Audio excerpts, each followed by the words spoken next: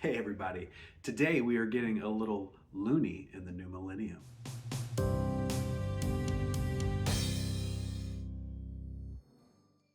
Hello everybody, welcome to a brand new video brought to you by Wax Nostalgic Network. My name is Gary, and today we are jumping back a quarter of a century. Now, if you're like me, when someone says quarter of a century, your brain probably automatically defaults to like sometime in the 70s, but no, we are talking the turn of the century. A lot of people kind of slept on Wendy's in the 90s and 2000s, but they had some great kids meal toy lines. And McDonald's got the majority of the love, Burger King got some love, but a lot of people didn't pay attention to the cool things that Wendy's was bringing us. So enter this video. So these are Looney Tunes Action Pens, and that means that they all have a unique action to them, at least probably unique by wave. I had some of these as a kid, but I never had all 10, and there was 5 in the first wave, 5 in the second wave. So we're gonna go through each one of these one by one. They're still sealed. We're gonna open them up for the very first time and take a look at each item, see what it does, see if those accessories, or not accessories, but if those features still even work. I have no idea. For that matter, we'll see if the pens even still work. I brought with me my handy dandy cliffhanger notebook, which is something that I picked up at a convention a couple of years ago. There's a great company called Be Kind Rewind Notebooks, and they recycle old VHS covers and turn them into notebooks. So with no further ado, let's get started with Daffy Duck. So first up in the first wave is Daffy. I love the artwork on this thing. You can see the trail of the squiggle from where he's been writing. You can see the Wendy's Kids Meal logo, which is nostalgia in and of itself in my book. You can see this great drawing of Daffy as he is writing on this pogo stick style pen. That's what it looks like in the bag. So let's go ahead and open this up and see this pen in more detail. Okay, it is open. So we're going to take a look at the little pamphlet that comes with it first. This is a adoption stamp collectible. So this was a part of the Wendy's, one of their charities that they ran. So you can see you've got an advertisement there telling you order this official adoption stamp collectible, and you would get this unique adopting a child, creating a world, shaping a life, building a home stamp that was unique to Wendy's. And then on the back we have both some fun and game activities, including a connect the dots. You learn how to draw Daffy, and then also like a matching game. And it tells you for this one to remove protective cap from pen, push pen down to activate sound. So this is a sound activated pen. So I can tell you that the plastic, casing that was used for protection has fallen off of this thing over the years, which is understandable. It's also yellowed, which I find kind of wild that it yellowed while being inside the package. So here is Daffy, and I love the details on this figure. You can see on his backpack, he's got like a little speaker box so you can hear what he's saying clearly. The neck on this moves. No other features really move. And then he comes with this blue base, which is triangular shaped and has some numbers, and it looks like the word tunes is partially written on it. So you know that this goes in a certain order once they're all, put together. So let's see if Daffy still works. So I guess we write test. No. Okay. Well, this one's a bust. He is not speaking at all. Let's see if there's any ink in this thing.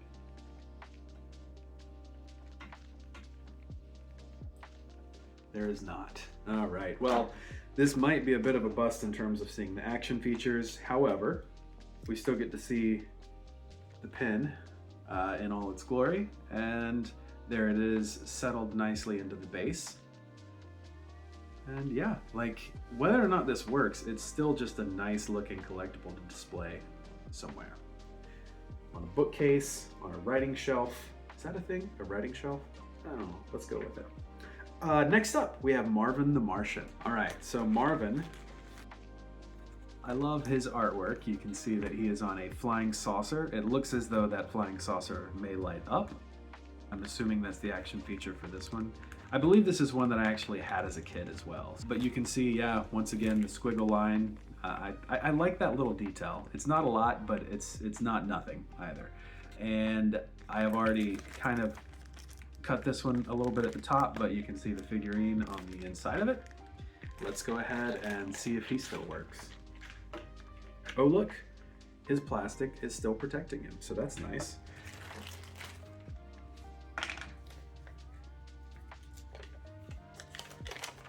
All right, so same flyer on the front.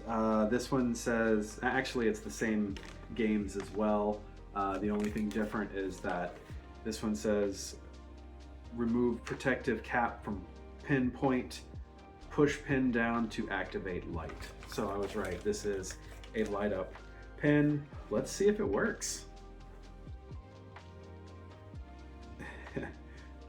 It does not, man. We're 2 for 2 right now. Let's see if this thing writes though. Oh, we're getting a little something.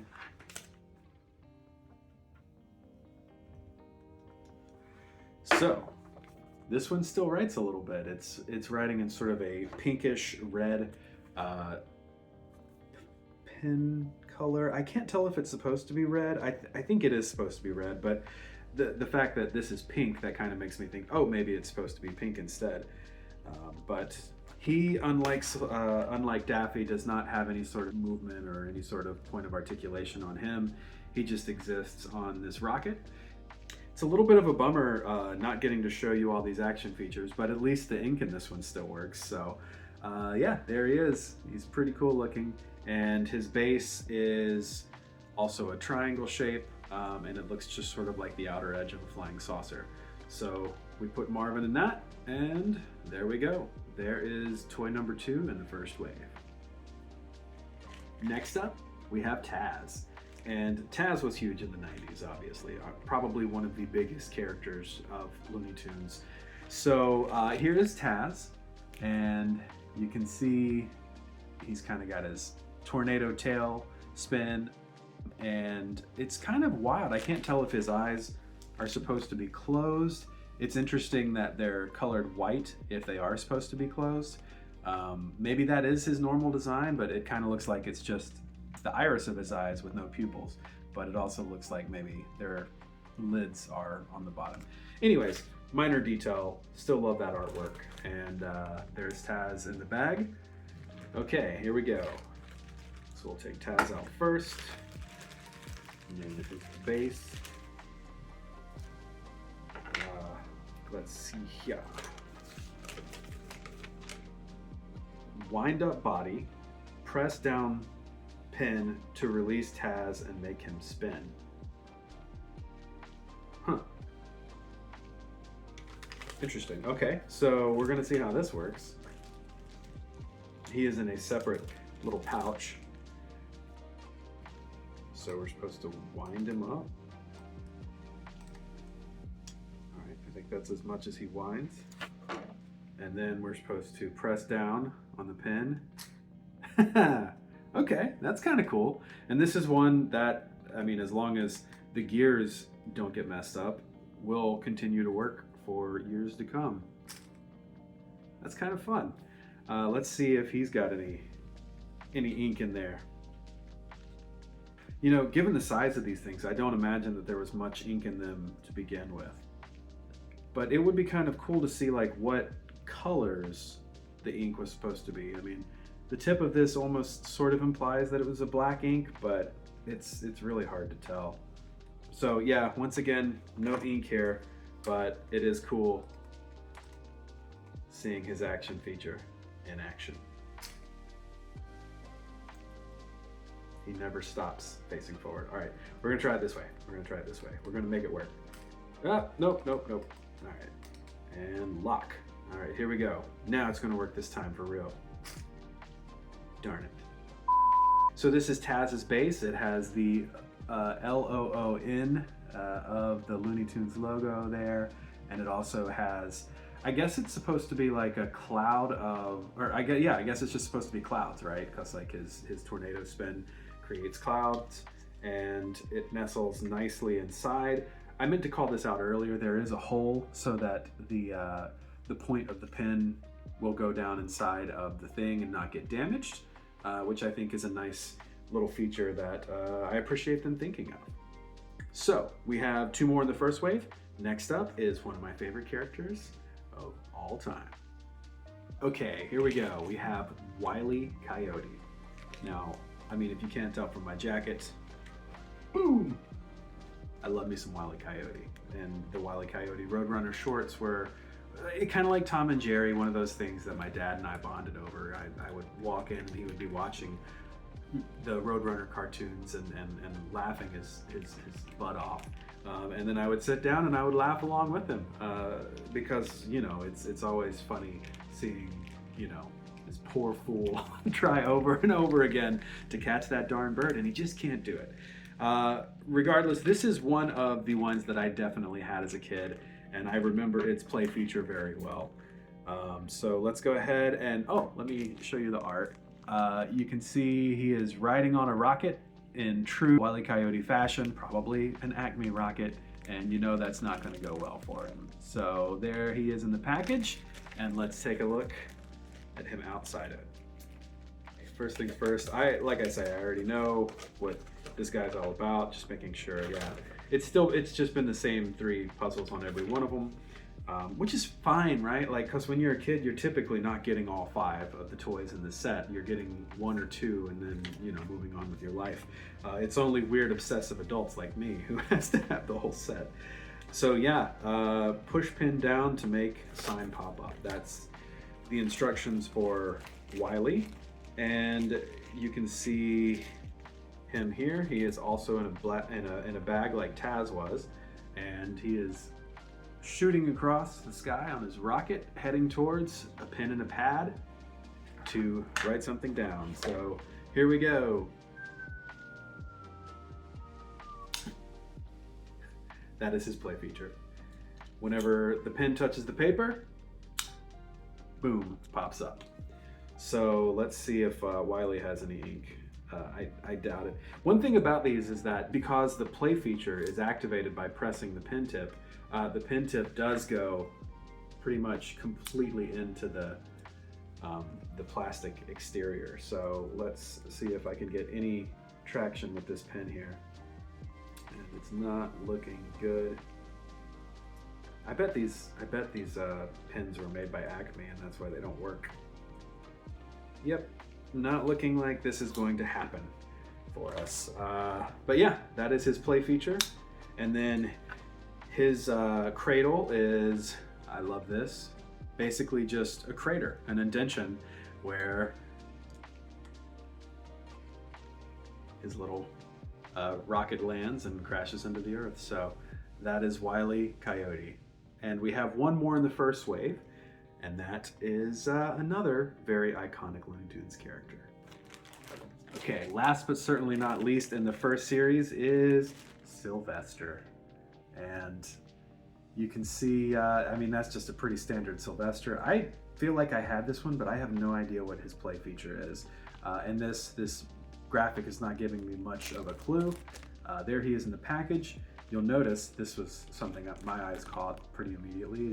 He's not wearing a bandana there, but he is there. So I don't know what that means or why it matters. Probably because it doesn't, but just something I noticed.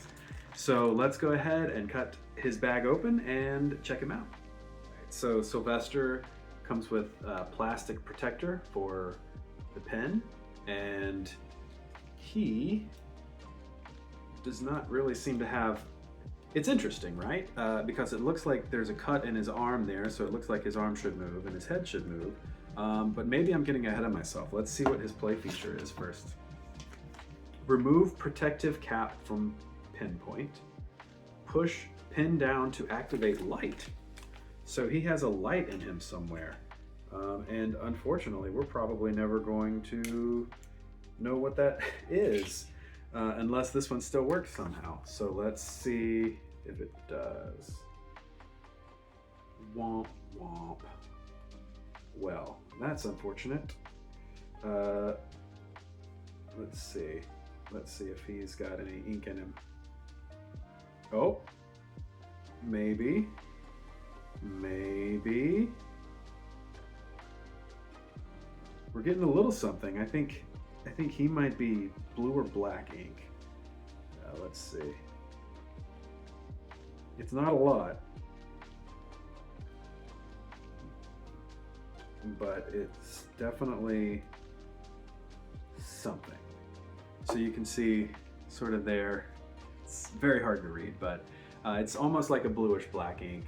My guess is that the majority of these were black ink, and the black ink just dried up, because it seems like the red ink and this potentially blue ink still works. So, okay, I can tell that his tummy is supposed to light up, and there's some sort of text there that I can't quite read.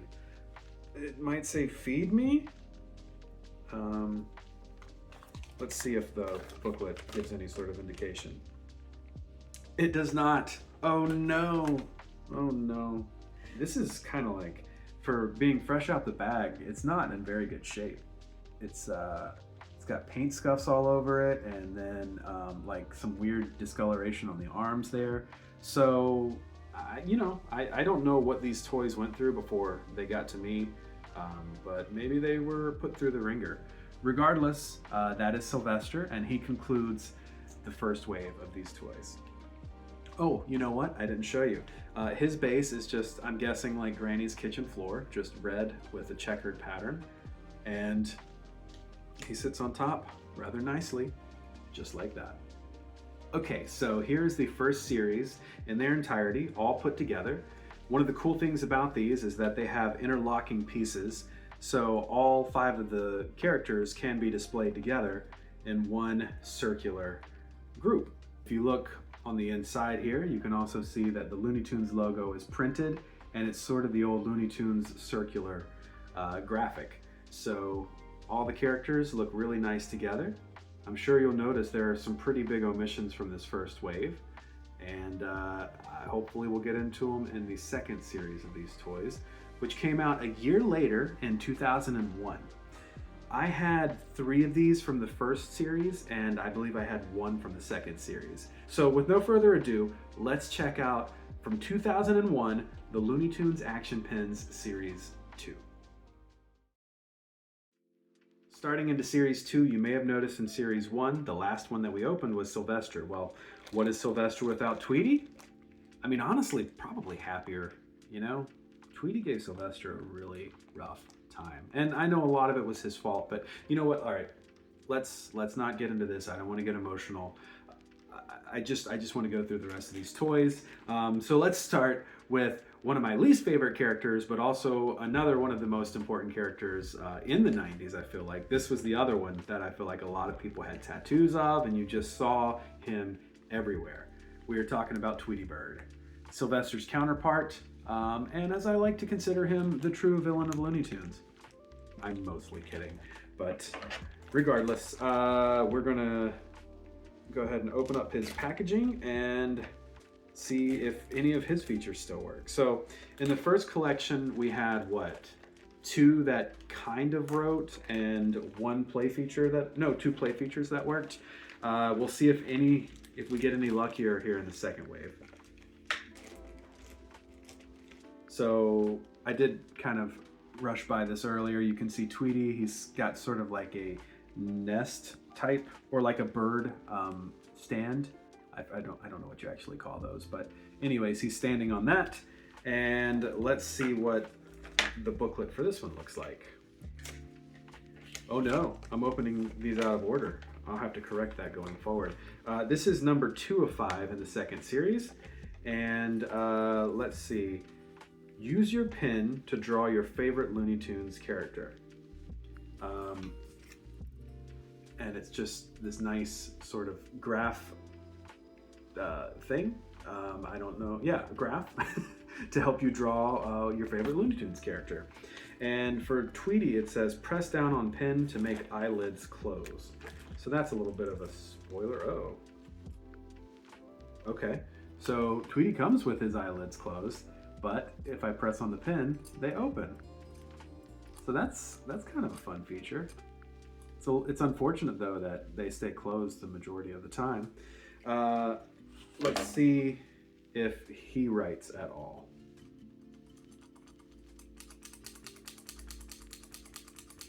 It's a horrible sound, but oh, here, let me do it so you can see what's happening.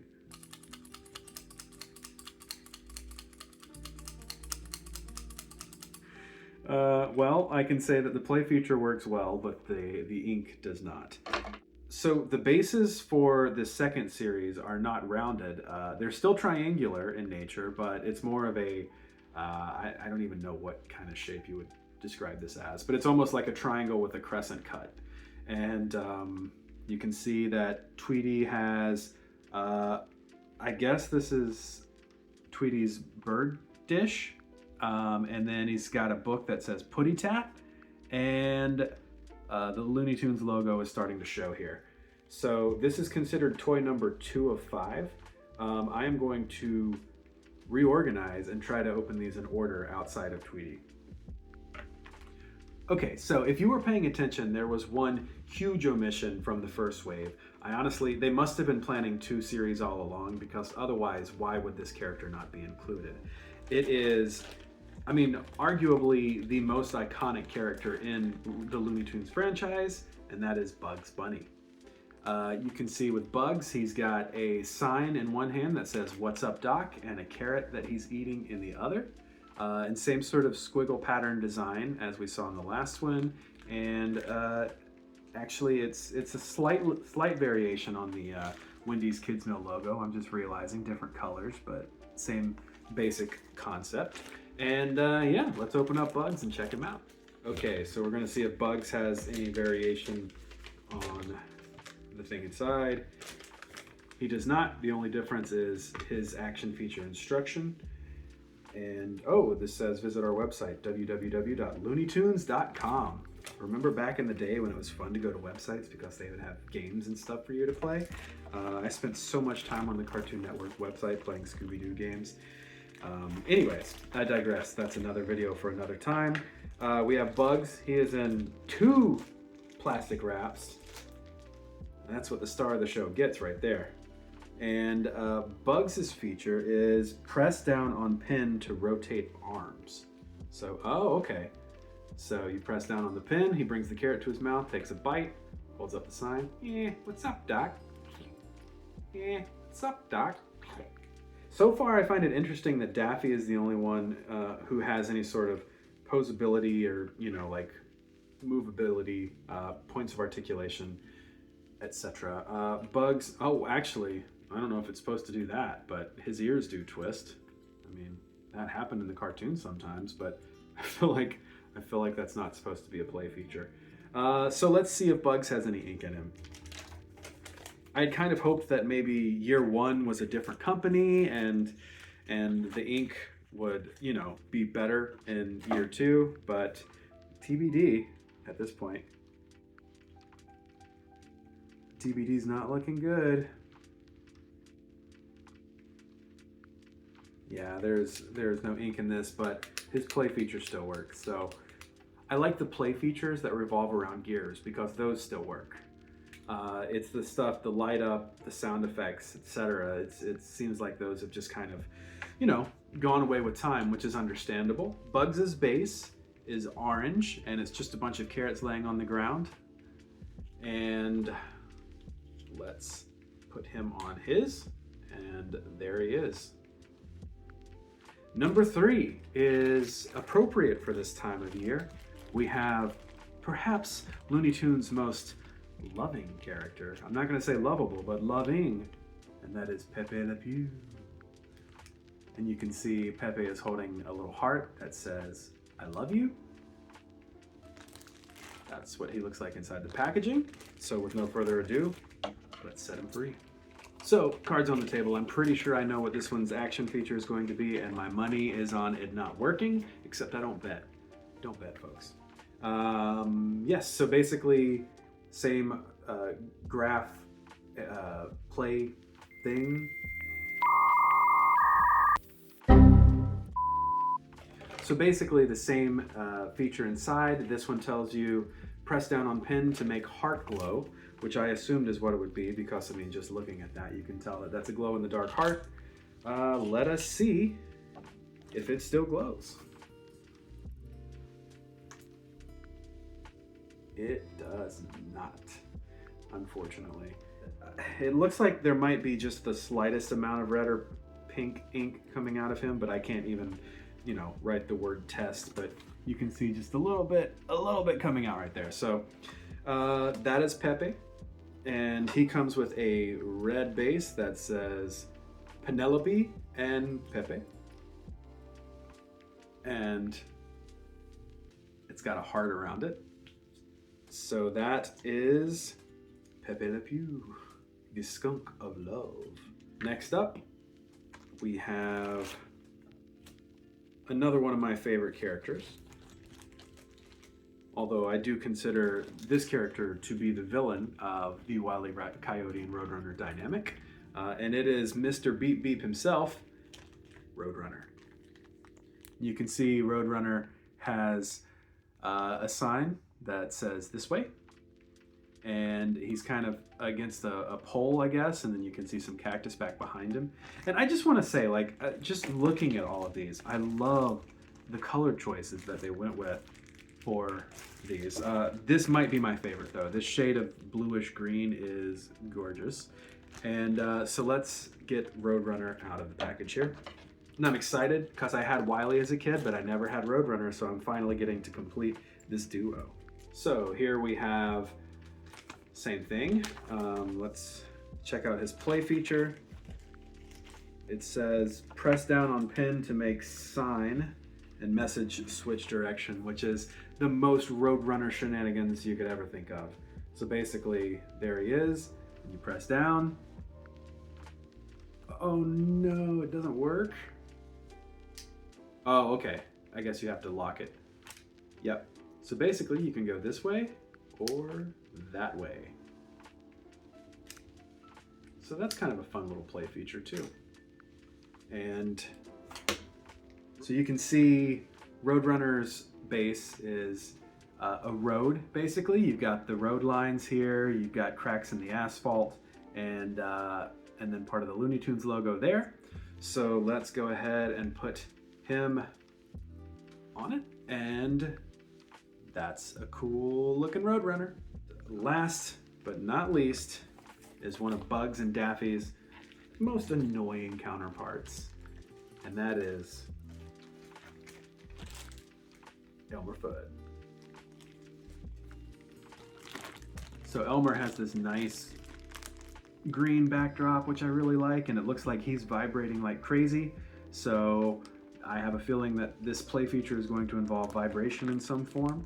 And there he is in the packaging. And let's go ahead and release the Fudd. Okay, 5 of 5, as is noted here. And we have the same details. Press down on pen to make pen shake. So I don't know how that feature is going to work. And if I had to guess, I would say it probably doesn't. But you can see Elmer is on his rabbit rooter, and he's making a very concerned face, as you might expect. Oh, this might work actually. There's a wind up on it. So let's see.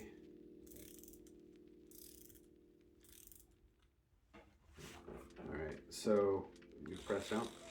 Oh yeah, it still works. And this one almost seems to have some ink in it. This is like a greenish colored ink, I'm thinking. Which almost makes me wonder if, because his base is green, it almost makes me wonder if their ink matched the base for each one of them. Yeah, he definitely has green ink. it's barely coming out, but like you can see it there. It's trying, and you know, so basically, if he was all wound up, got to do it the right direction though. If he was all wound up and you were trying to write, test, you know, you would have squiggly font, which is kind of fun. It almost makes me wonder, yeah, the green's coming through more now.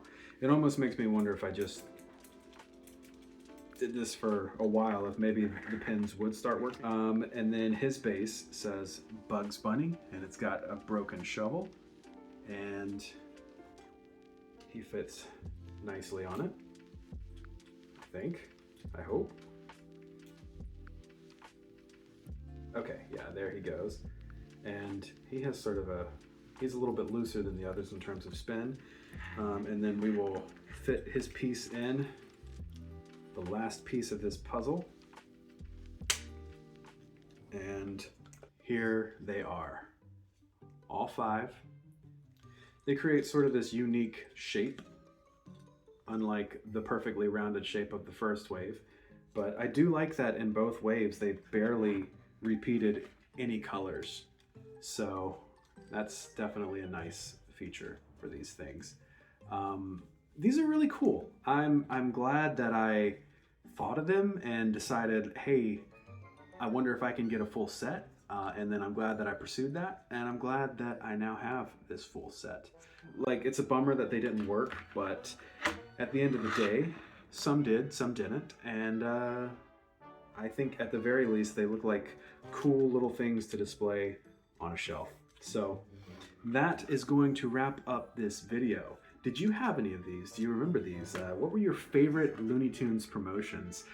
Do you remember what Sylvester's tummy said when it lit up? So my guess is that it says lunchtime, but I'm not entirely sure. That would track, and I don't know if maybe there's a Tweety Bird, silhouette inside of his tummy or not, but it kind of looks to be what the letters say when they're lit up. So until next time, thank you guys so much for watching. Don't forget to like and subscribe if you enjoyed this, and don't forget to stay nostalgic. Later, guys.